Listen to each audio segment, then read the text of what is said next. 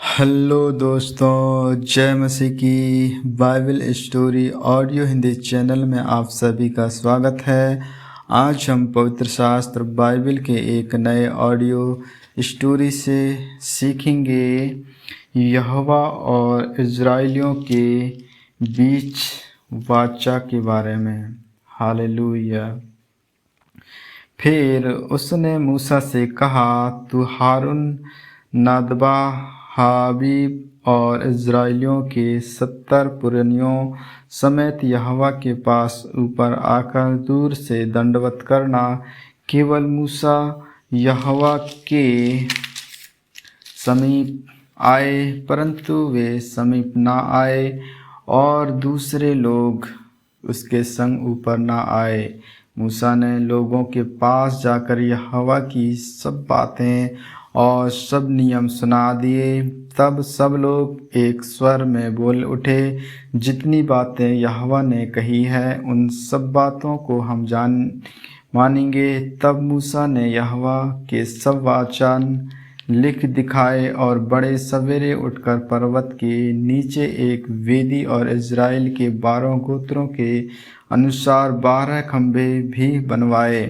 तब उसने कई इज़राइली जवानों को भेजा, जिन्होंने यहोवा के लिए होमबलि और बैलों के मेलबलि चढ़ाए। और मूसा ने आधा लहू लेकर कटोरों में रखा और आधा वेदी पर छिड़क दिया। तब वाचा की पुस्तक को लेकर लोगों को पढ़कर सुनाया। उसे सुनकर उन्होंने कहा, जो कुछ यहोवा ने कहा है उस सब को हम करेंगे और उसकी आज्ञा मानेंगे। तब मूसा ने लहू लेकर लोगों पर छिड़क कर दिया और उनसे कहा, देखो, यह उस वाचा का लहू है जिसे यहोवा ने इन सब वचनों पर तुम्हारे साथ बांधी है।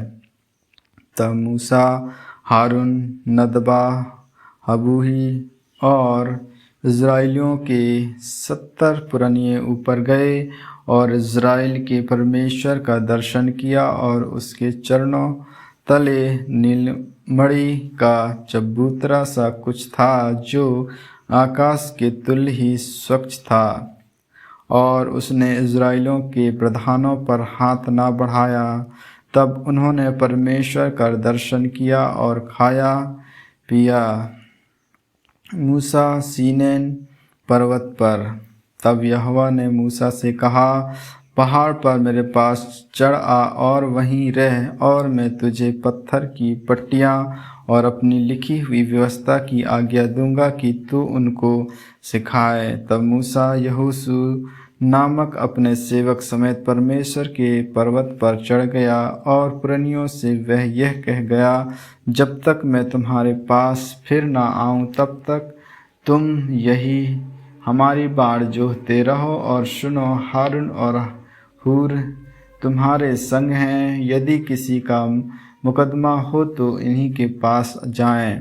तब मूसा पर्वत पर चढ़ गया और बादल के पर्वत को छा लिया। तब यहोवा ने तेज से सीनै पर्वत पर निवास किया और वह बादल उस पर 6 दिन तक छाया रहा। और 7वें दिन उसने मूसा को बादल के बीच में से पूरा इज़राइलियों की दृष्टि में यहोवा का तेज पर्वत की चोटी पर प्रचंड और आग के समान दिखाई पड़ता था। तब मूसा बादल के बीच में प्रवेश करके पर्वत पर चढ़ गया और मूसा पर्वत पर 40 दिन और 40 रात रहा।